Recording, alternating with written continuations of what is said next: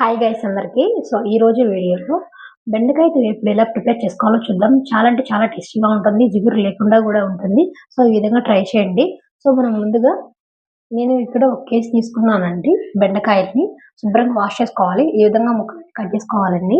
తర్వాత మనకు జిగురు లేకుండా ఉండాలి కదా. తర్వాత ఒక ప్యాన్ తీసుకొని ఆయిల్ కూడా యాడ్ చేయకూడదు. ముందుగా ఈ విధంగా ముక్కలని వేడి చేసుకొని వేయించేసుకోవాలండి. తర్వాత ఇవి కూడా పక్కన పెట్టేసుకోవాలి. అప్పుడు మనకు జిగురు లేకుండా ఉంటుందండి. తర్వాత అదే ప్యాన్‌లో కొంచెం ఆయిల్ యాడ్ చేసుకొని, తర్వాత కొంచెం ఆవాలు కూడా యాడ్ చేసుకోవాలి. అవి వేగిన తర్వాత ఉల్లిపాయలు కూడా యాడ్ చేసుకోవాలి. తర్వాత ఎండుమిరపకాయలు, కరివేపాకు ఇదంతా వేసుకొని ఒక 5 మినిట్స్ కుక్ చేసుకోవాలి. సో మనకి ఇది బ్రౌన్ కలర్ వచ్చేంత వరకు వేయించుకోవాలండి ఉల్లిపాయలని. తర్వాత మనం ముందుగా ఉడికించుకున్నాం కదా, ఆ బెండకాయలన్నీ ఈ విధంగా వేసేసుకోవాలండి. ఈ విధంగా కలిపేసుకోవాలి. కలిపేసుకున్న తర్వాత కొంచెం సాల్ట్ యాడ్ చేసుకోవాలి. తర్వాత కొంచెం పసుపు కూడా యాడ్ చేసుకోవాలి.